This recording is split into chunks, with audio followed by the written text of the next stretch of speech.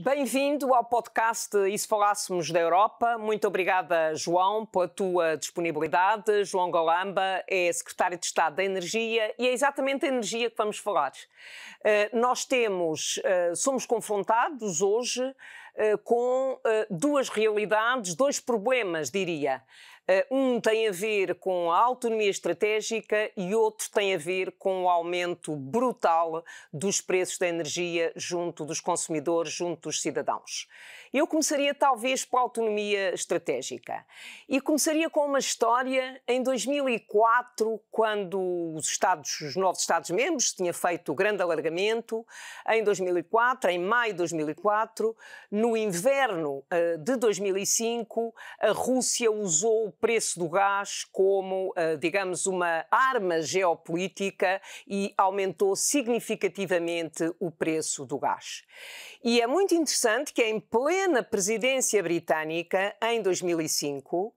que um Conselho Europeu decide pedir à Comissão Europeia que lance um livro verde para propor a criação da União para a Energia. O que, de certa forma, a mim me chocou, não sei se será a palavra mais apropriada, foi ouvir um comissário recentemente usar exatamente os mesmos argumentos que eu ouvi em 2004. Portanto, a minha primeira questão é esta: o que é que foi feito ou o que é que não foi feito na União para a Energia que nos leva a chegarmos hoje à situação em que estamos de dependência energética externa? Bem, olá, boa tarde, obrigado pelo convite. São sempre dois temas. É a dependência excessiva de um fornecedor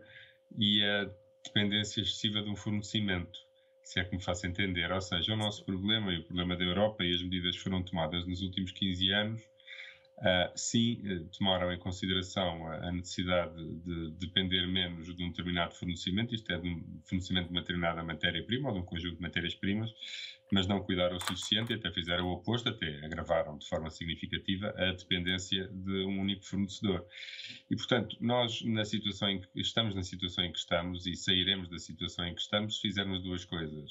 No curtíssimo prazo, se procurarmos alternativas de muito curto prazo, a um fornecedor que queremos abandonar, isto é, a Rússia, e, por outro lado, acelerar todas as medidas que nos permitam consumir daquele produto que esse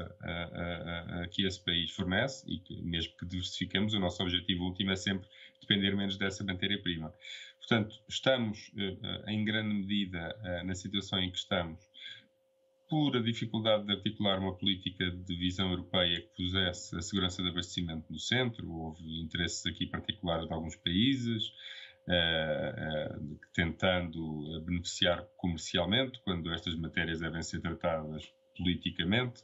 e em termos de segurança coletiva. Mas independentemente da leitura sobre culpas ou erros passados, o importante é reconhecer que hoje a solução imediata é uma procura de diversificar, encontrar fornecedores alternativos e que a Europa seja menos dependente do fornecimento de gás natural e outros fósseis que a Europa pouco produz e cada vez produzirá menos e, portanto, a única forma de ganhar autonomia estratégica, energética e financeira é depender menos dessas matérias-primas, apostando nos seus recursos endógenos, coisa que já é a sua orientação política e, portanto, o que se trata aqui agora é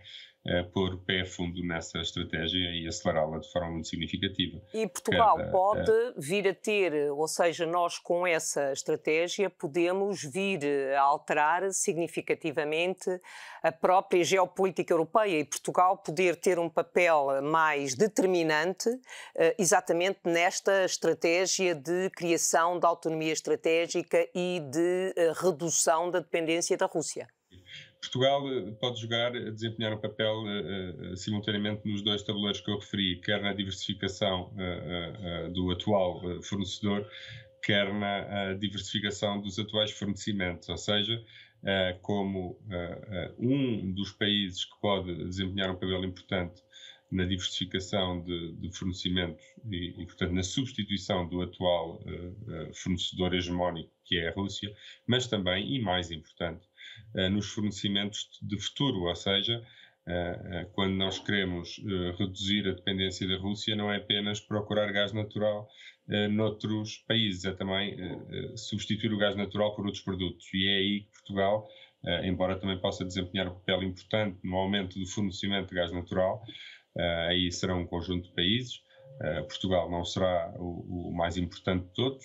até pela sua reduzida dimensão, embora tenha um papel relevante, mas onde Portugal terá, sem dúvida, um papel relevantíssimo e muito acima da sua dimensão, chamemos assim, natural na União Europeia, é nos tais produtos de futuro que são também prioritários na estratégia europeia de descarbonização e que irão substituir o gás natural e que, com esta crise, terão de substituir mais rapidamente o gás natural. Portanto, Portugal está numa posição privilegiada porque pode aumentar a segurança de abastecimento e a soberania europeia, diversificando as atuais cadeias de fornecimento e assim ajudando a Europa a depender menos da Rússia, mas também e sobretudo, e pela simples razão de que Portugal sim pode ser uma porta de entrada de GNL para a Europa, mas não produz GNL, mas produz os substitutos e vai produzir os substitutos do GNL. Vai produzir o hidrogênio, vai produzir a amónia, vai produzir o metanol. O hidrogênio é uma, digamos, uma das modalidades que é expressa exatamente nas conclusões do Conselho Europeu de Versalhes. Exatamente, a Comissão Europeia põe em pé de igualdade a procura da diversificação de fornecimentos para dependermos menos do GNL da Rússia, mas também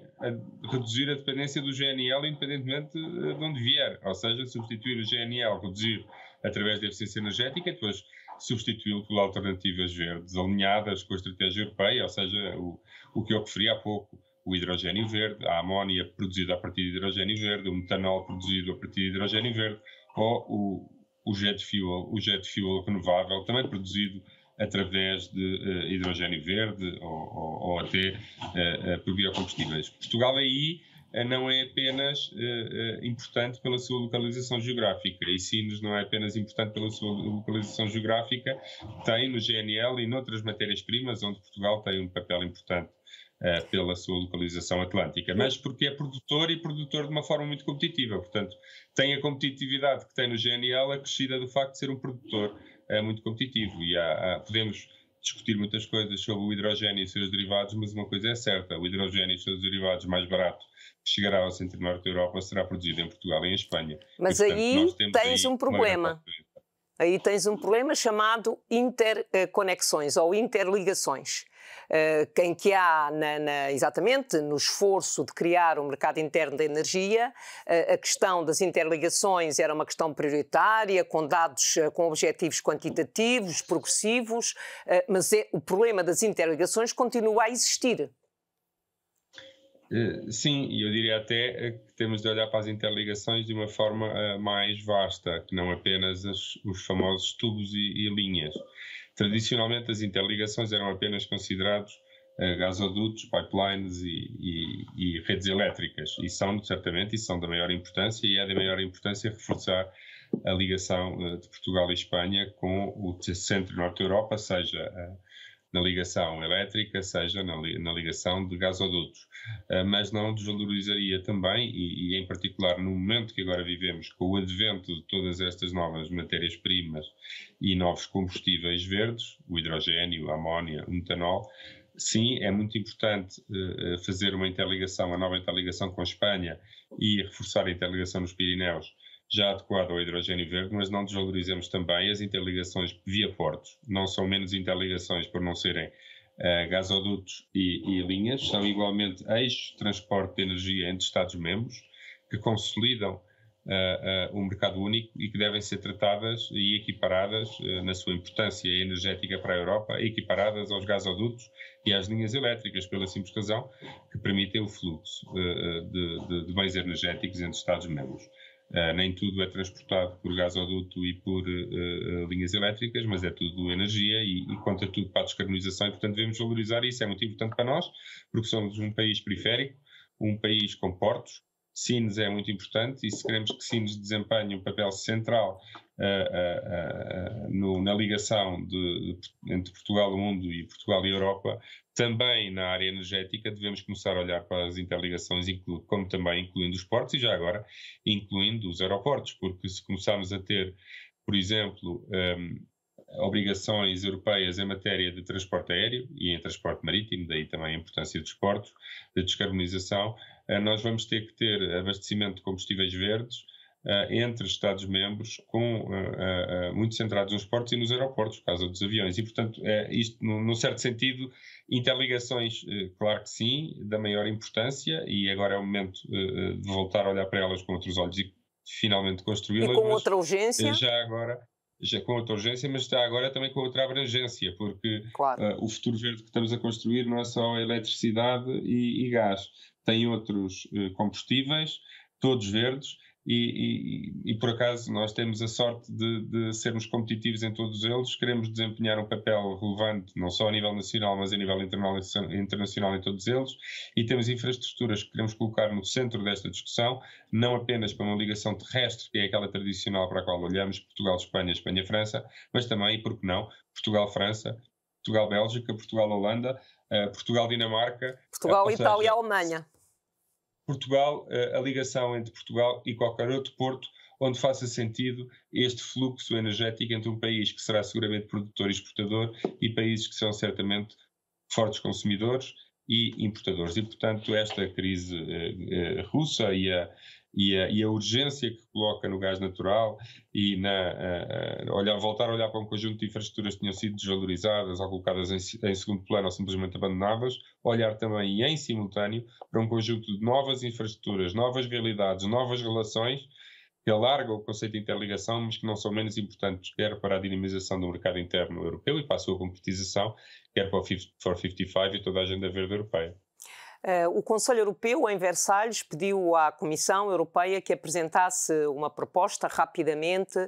para um programa REPowerEU, que tem a ver com um programa para a reação da União Europeia à crise energética. Qual é a tua expectativa relativamente a este programa? Ou seja, o que é que este programa tem mesmo que ter? Este programa, no fundo, é uma mobilização e uma aceleração em torno de uma estratégia que já existia, com algumas nuances, obviamente, que se devem quase exclusivamente à crise russa, mas, no fundo, mantém a estrutura do que já era a estratégia europeia. Acrescenta-lhe apenas a importância da autonomia energética, quer na parte da diversificação de fornecedores, quer na reapresentação da estratégia que a Europa já tinha e bem, até quando a Presidente da Comissão dizia que a Agência Ambiental e Climática era simultaneamente a estratégia de crescimento económico, de inovação e de competitividade europeia, e agora, no fundo, é essa mesma estratégia com uma camada extra, que é a camada de segurança e de soberania energética, que já tinha, no sentido em que, obviamente, quando descarbonizamos e apostamos em renováveis, estamos a adquirir autonomia e soberania energética, porque recorremos a recursos endógenos, mas agora toda essa estratégia surge com uma nova urgência, com essa roupagem, já tinha a roupagem ambiental, climática e económica, passa a ter a de segurança, e, portanto, no fundo, o que tudo isto traduz é uma necessidade de acelerar o que já estávamos a fazer, e, portanto, simplificar e acelerar significativamente, porque cada quilowatt-hora de sol, de vento ou de água é menos 1 quilowatt-hora de carvão, gás, e, portanto, não só aproximamos mais das nossas metas climáticas, descarbonizamos os nossos sistemas energéticos, mas também reforçamos a independência europeia e, portanto, é uma oportunidade única para a Europa, para todos os Estados-membros e, em particular, para aqueles para quem esta agenda é mais favorável, no sentido em que corresponde quase de forma perfeita aos seus fatores de competitividade e àquilo que mais a favorece no espaço europeu, é sem dúvida alguma a agenda verde, e portanto uma urgência para todos e uma particular urgência para Portugal, que responderá à altura como tem respondido sempre, porque entende que é do seu absoluto interesse, não só português mas também nacional, que assim aconteça, e portanto é o que faremos. Nós começámos por referir 2 pontos na nossa conversa, a questão da autonomia energética e a questão dos preços da energia nos consumidores. Portanto, os consumidores, os cidadãos, estão, se nada for feito, a pagar caro esta crise provocada pela invasão da Ucrânia pela Rússia. O que é que pode ser feito ao nível europeu para aliviar essa carga junto dos cidadãos e das empresas? Bem, estão neste momento, esta semana, a decorrer discussões entre diferentes Estados-membros e entre os chefes de governo, no sentido de tomar medidas de curto prazo e que já são até anunciadas no Repower Europe. E temos que tomar medidas de curto prazo, elas têm que ser obviamente coordenadas entre todos, apesar de ainda não termos um mercado de energia completamente integrado, temos mercados elétricos razoavelmente ou suficientemente integrados para exigirem para que todas podermos agir conjuntamente, para termos que agir conjuntamente. Para termos de agir conjuntamente, não é para podermos, não temos mesmo alternativa. Mas essas iniciativas estão em curso, é importante tentar proteger na medida possível as famílias e os consumidores dos efeitos do preço do gás, quer diretos, porque consomem diretamente gás, quer indiretos, porque o gás marca o preço no mercado, nos mercados marginalistas e, portanto, há um conjunto agora de propostas de curto prazo, mas a única solução verdadeiramente relevante e com impacto estrutural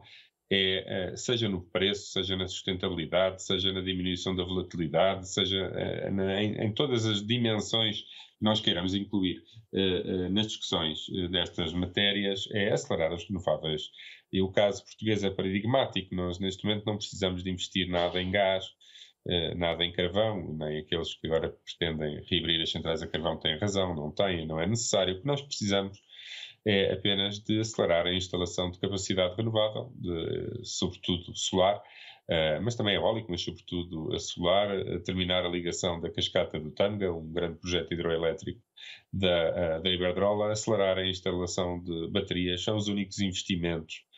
e apostas que Portugal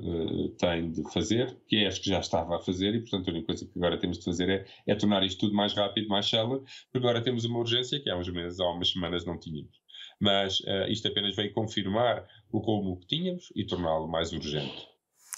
Pois essa questão da urgência que foi provocada, digamos, que é provocada pela nova realidade política,